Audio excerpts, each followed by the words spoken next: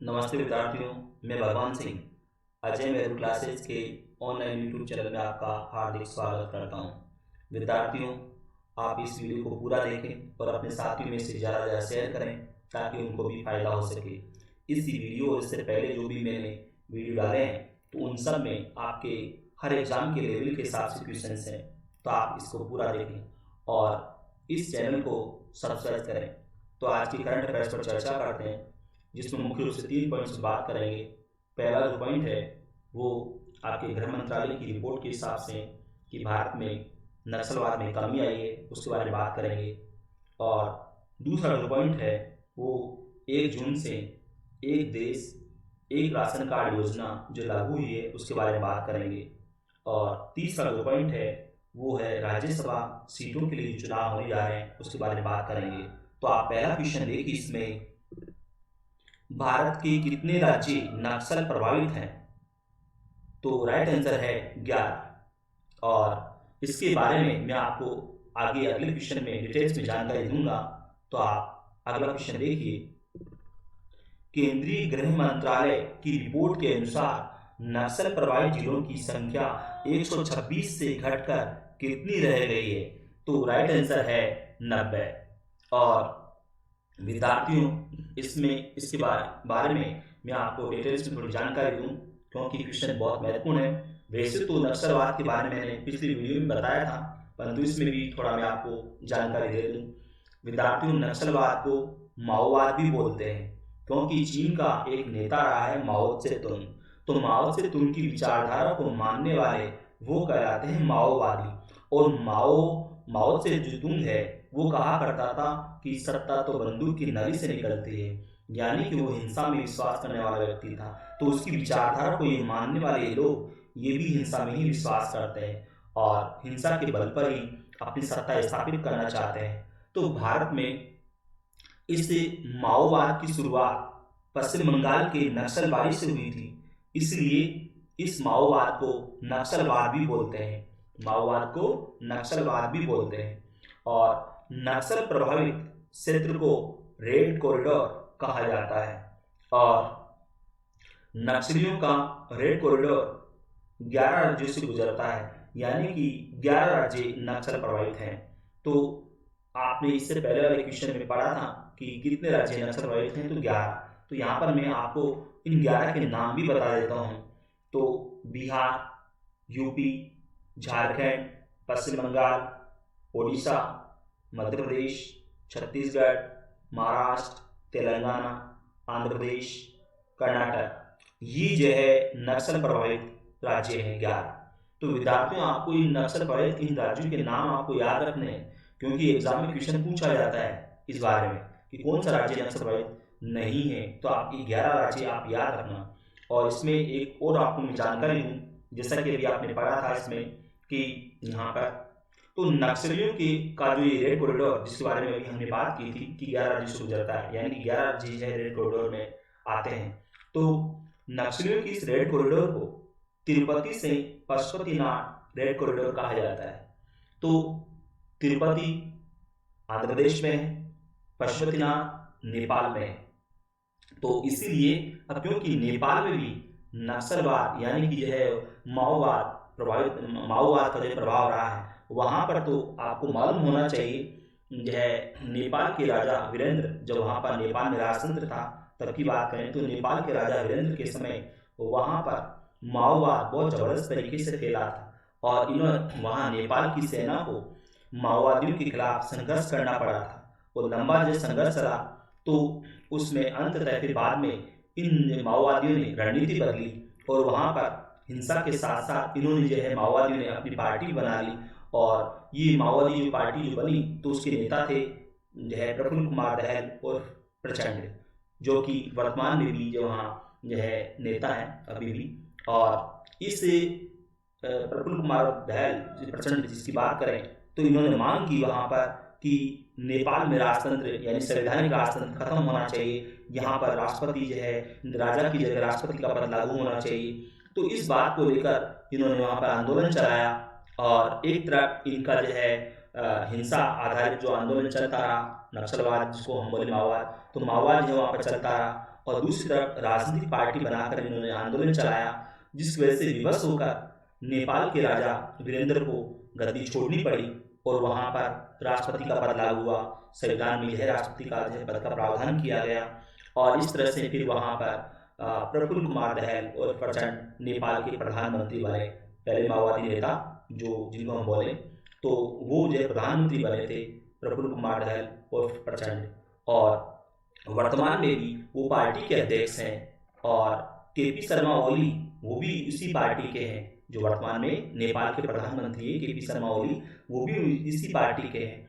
तो पार्टी का जो अध्यक्ष है वो तो प्रफुल्ल कुमार दहल और प्रचंड जो कि पहले प्रधानमंत्री रहे, और वर्तमान में जो प्रधानमंत्री हैं केपी शर्मा ओली वो जो है इसी पार्टी से संबंधित हैं। तो यहाँ पर भले ही जो है वर्तमान में नेपाल में जो है माओवाद नहीं है, परंतु माओवादी जो शासन जरूर है और चीन का जो है इनको पूरी तरह से सहयोग रहता है। और यहाँ भारत में ये जो माओवाद जो चल रहा है या माओवादी जो है हिंसा जो हो रही है, तो उसको भी जो चीन की तरफ से समर्थन मिलता है और इनको हथियार वगैरह इनकी जो है चीन की तरफ से जो है मिलते हैं नेपाल के साथ, क्योंकि भारत की सीमा लगती है, तो उसी जो है का ये फायदा उठाकर वहाँ से हथियार वगैरह प्राप्त करते हैं।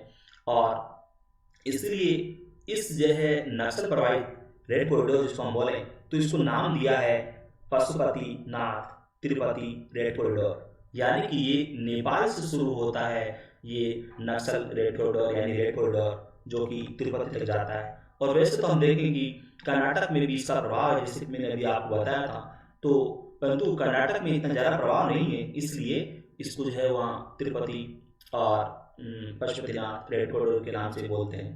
इसको जो है नाम दिया है ये रेड कॉरिडोर को पशुपतिनाथ तिरुपति रेड कॉरिडोर। तो आपको ये ध्यान रखना है। इसमें एक और बात मैं आपको बताऊं इसमें कि जो गृह मंत्रालय की जो रिपोर्ट आई है उसके हिसाब से देश में 2017 में 126 जिले नक्सल प्रभावित थे, जो अब घटकर 90 जिले रह गए हैं, यानी कि 36 जिलों में नक्सलवाद शून्य हो गया है। और नक्सलवाद से सर्वाधिक प्रभावित राज्य छत्तीसगढ़ है और छत्तीसगढ़ के 14 जिले नक्सल प्रभावित थे 2017 में, लेकिन अब 2020 में इनकी संख्या घटकर 9 रह गई है। और ये जो 9 जिले हैं इनमें एक नया जिला जो नक्सल प्रभावित है सूची में शामिल हुआ है वो है कवर्धा।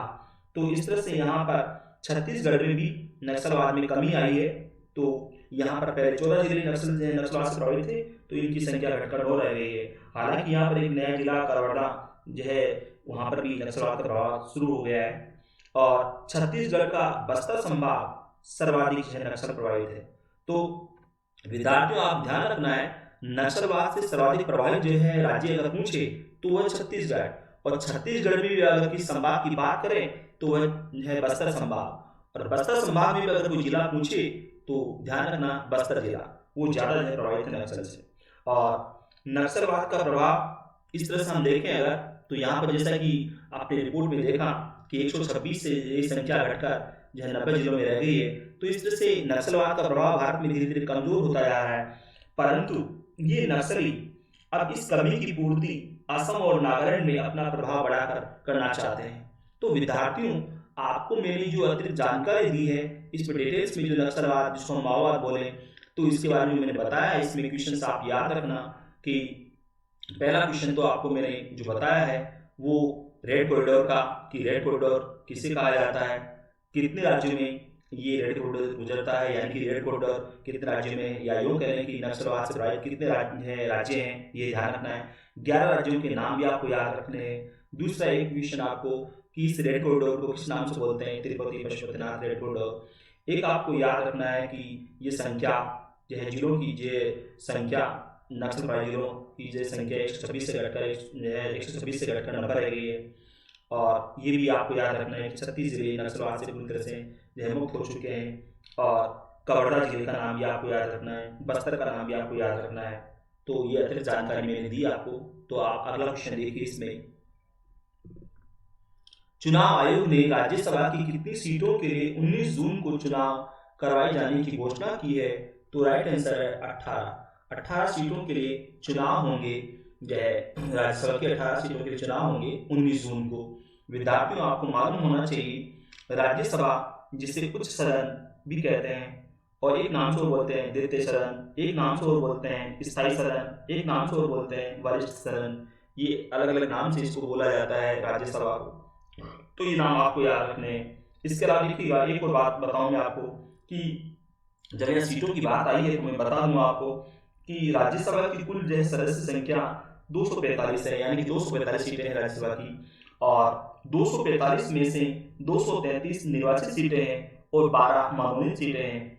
245 में से 1/3 सीटें हर 2 साल में खाली होती हैं, यानी कि इनकी सदस्य का कार्यकाल पूरा हो जाता है, तो फिर 1/3 सीटों के लिए जो है चुनाव होते हैं।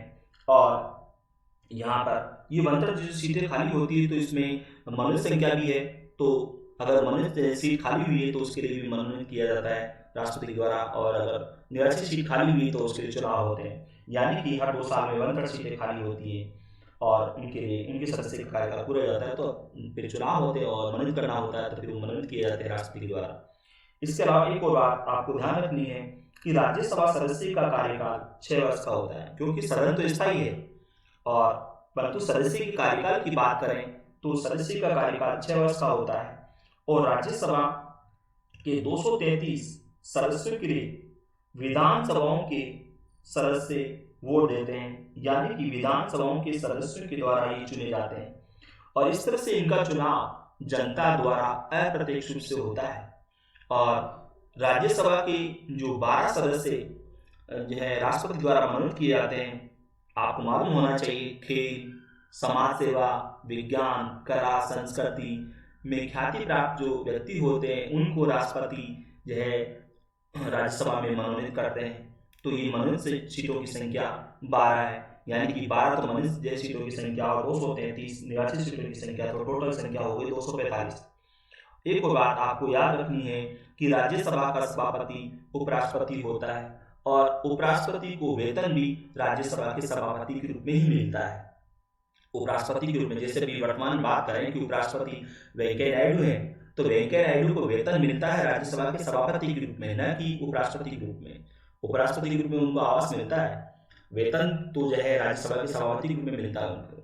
तो आपको ये अतिरिक्त जो जानकारी है वो आपको याद रखनी है। मैंने इसमें बता दिया आपको कि राज्यसभा को किन नामों से बोला जाता है, यानी सदन को किस नाम से बोलते हैं, ये भी आपको याद रखना। कुल सदस्य संख्या कितनी है, कुल सदस्य संख्या में से 89 सीटें कितनी है, मनोनीत सीटें कितनी है, कितनी सीटें हर 2 साल में खाली होती हैं, और राज्यसभा सदस्य कार्यकाल कितना होता है, और इसमें आपको ये भी ध्यान रखना है कि इनका चुनाव किस तरह से होता है और कितने सदस्य राष्ट्रपति मनोनीत करते हैं। ये सारी बातें आपको याद रखनी है, क्योंकि आपके एग्जाम में अलग अलग तरीके से क्वेश्चन पूछे जाते हैं, तो ये सारी बातें मैंने आपको इसमें बता दी है ताकि आपको कहीं कोई दिक्कत ना आए। तो आप अगला क्वेश्चन देखिए। इसमें एक देश एक राशन कार्ड योजना में अब तक कितने राज्य और केंद्र शासित प्रदेश शामिल किए जा चुके हैं? तो राइट आंसर है 20। विद्यार्थियों, वैसे तो मैंने इसके बारे में पहले भी जो है जानकारी दी थी पिछली वीडियो में, जब जो है आया था कि ये योजना जो है आगे लागू की जाएगी 1 जून से, ऐसा जो है आया था क्वेश्चन, तो उसमें मैंने दिया था इस क्वेश्चन को। अब क्योंकि 1 जून को ये योजना लागू हो चुकी है, तो ये एक देश एक राशन कार्ड योजना 1 जून से लागू हुई है, और ये कितने राज्य केंद्र प्रदेशों में लागू हुई है? तो 20। ये ध्यान रखना आपको। और इसके बारे में आपको जानकारी दूं कि ये योजना पूरे देश में मार्च 2021 तक लागू कर दी जाएगी। अभी तो जो है 20 राज्यों और केंद्र शासित प्रदेशों में इसको लागू किया गया है, परंतु मार्च 2021 तक इसे पूरे देश में लागू कर दिया जाएगा। ये क्वेश्चन आपको विशेष रूप से ध्यान रखना है। एक और बात मैं बताऊं आपको इसके बारे में कि ये 1 जून से केंद्र सरकार ने योजना लागू की है, तो इसके बारे में मैं आपको बता दूं कि ये योजना जो अभी लागू की है एक बड़ी महत्वाकांक्षी योजना है, और इस जो है महत्वाकांक्षी राशन कार्ड पोर्टेबिलिटी सेवा, जिसको हम नाम दिया गया है एक राष्ट्र एक राशन कार्ड योजना, तो इसकी तारीख आपको याद रखनी है कि 1 जून से इसको लागू किया है।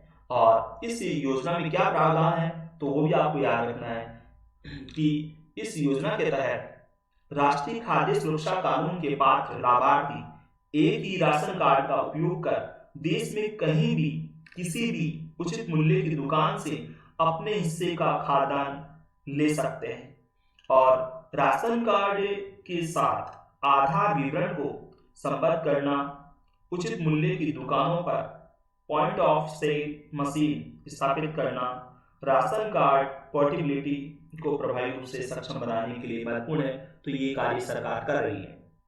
और विद्यार्थियों, वर्तमान में जो खाद्य मंत्री हैं रामविलास पासवान हैं। तो आपको इसमें जो मैंने अतिरिक्त जानकारी दी है तो उसमें आपको ध्यान रखना है कि ये 1 जून से लागू हुई है योजना, और कितने राज्य केंद्र प्रदेशों में, तो 20 में, और इसको पूरे देश में कब तक लागू किया जाएगा, तो मार्च 2021 तक, और इसमें क्या क्या प्रावधान है वो आपको ध्यान रखना है। तो आप अगला क्वेश्चन देखिए। इसमें चक्रवात निसर्ग कहाँ उत्पन्न हुआ है, यानी कि कहाँ पर बना है, तो राइट आंसर है अरब सागर। विद्यार्थियों, आपको मालूम होगा, पिछले वीडियो में मैंने बताया था, बंगाल की खाड़ी में चक्रवात उत्पन्न हुआ था अम्फान, और अम्फान से पश्चिम बंगाल और ओडिशा में बहुत तबाही हुई थी, और बांग्लादेश में भी इससे काफी नुकसान हुआ था अम्फान से। और अब ये नया चक्रवात उत्पन्न हुआ है अरब सागर में।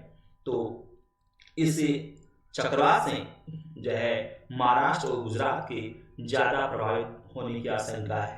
तो और इसमें आप अगला क्वेश्चन देखिए।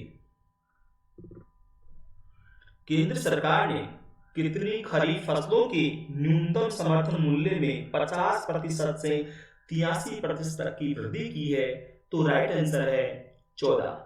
और विद्यार्थियों, में आपको इसमें जानकारी दूं कि यहाँ पे जो लिखा है कि न्यूनतम समर्थन मूल्य, इससे मतलब ये होता है कि खरीफ की जो फसलें हैं उनके लिए न्यूनतम समर्थन मूल्य जो सरकार ने घोषित किया है, तो इस मूल्य पर भारतीय खाद्य निगम फसल को जो है किसान जो बेचता है उसको अगर तो फसल खरीदता है।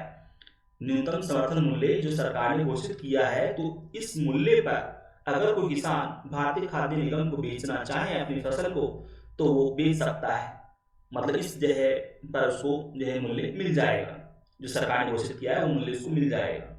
और इसके अलावा देखिएगा यहाँ पर जो आपके लिखा है खरीफ की फसल, तो विद्यार्थियों आपके एग्जाम में पूछ लिया जाता है कि निम्न से कौन सी खरीफ की फसल है, कौन सी रबी की फसल है, तो ऐसे क्वेश्चन पूछ लिए जाते हैं। तो आपको ध्यान रखना है, एग्जाम में ऐसे क्वेश्चन पूछते हैं आपके, देखा करो एग्जाम के क्वेश्चन कि निम्न से जो है कौन सी खरीफ की फसल नहीं है, कौन सी रबी की फसल नहीं है, कौन खरीफ की फसल की बुआई कब होती है, कब कटाई होती है, ऐसे क्वेश्चन भी पूछे जाते हैं। तो मैं आपको बता दूं इसमें कि जो खरीफ की फसल है इसकी बुआई जून जुलाई में होती है, यानी कि बरसात जब शुरू हो रही है, तो अब जो है जून के लास्ट वीक से हमारे यहाँ ये फसल की बुआई शुरू हो जाएगी। दक्षिण भारत में तो खैर मानसून 1 जून को आ जाता है, केरल में मानसून 1 जून को आ गया है, तो वहाँ पर थोड़ी जल्दी हो जाती है। राजस्थान में क्योंकि 24 जून को मानसून का प्रवेश माना जाता है, तो जून के लास्ट वीक में राजस्थान में जो बुआई होती है, और अन्य राज्यों तो है। कहने का मतलब ये कि जून और जुलाई में खरीफ की फसल की बुआई हो जाती है। और इसकी कटाई की बात करें तो इसकी कटाई होती है सितंबर अक्टूबर में। इस फसल की कटाई सितंबर अक्टूबर में हो जाती है। और खरीफ की फसलें कौन कौन सी हैं, तो ज्वार, बाजरा, मक्का, मूंग, मोठ, उड़द, चौला, ये जो फसलें हैं वो आपके, और एक विशेष ध्यान रखना है कि धान मतलब चावल, वो भी जो है खरीफ की फसल है। और तो ये जो खरीफ की फसल में नाम बताएं आपको याद रखना है। इसी तरह से हम देखें रबी की फसल की मैं साथ में बता दूं आपको कि जो रबी की फसल है उसकी बुआई होती है अक्टूबर नवंबर में, और इस फसल की कटाई होती है मार्च अप्रैल में। तो इसमें रबी की जो फसल है उसमें जो आती है उसमें आप ध्यान रखना है गेहूं, जौ, चना, राई, रायड़ा, सरसों, अरंडी, मेथी, धनिया, ये जो फसलें हैं वो विद्यार्थियों रबी की फसल है। तो इनको भी आपको याद रखना है। अगला क्वेश्चन देखिए आप इसमें,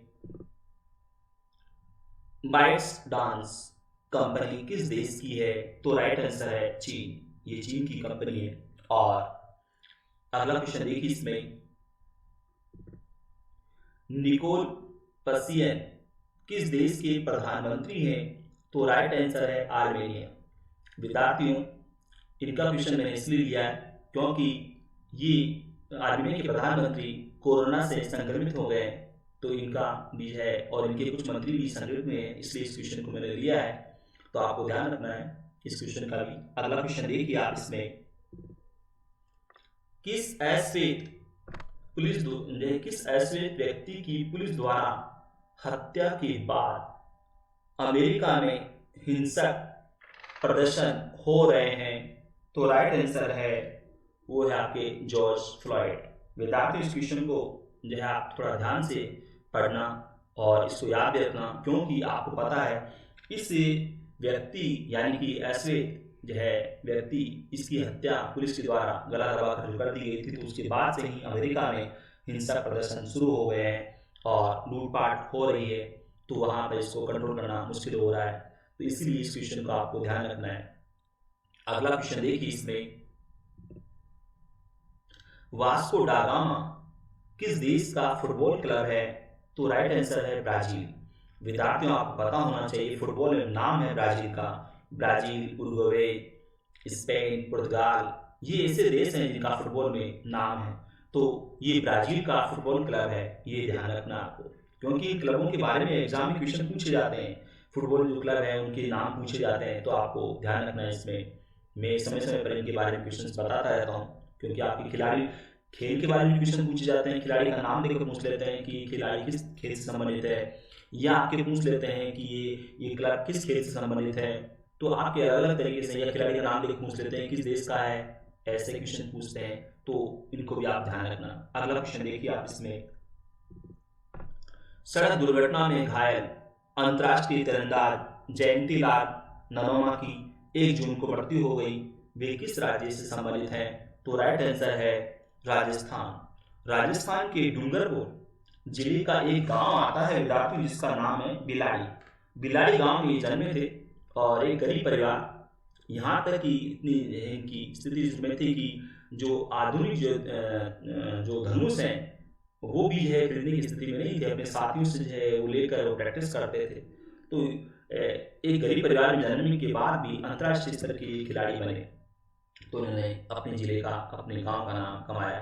परंतु इनकी जो है सड़क दुर्घटना में घायल हो गए थे और अब बाद में इनकी 1 जून को मृत्यु हो गई। तो विद्यार्थियों, आपको ये वीडियो कैसा लगा, इसे आप लाइक करें, इस चैनल को सब्सक्राइब करें। धन्यवाद।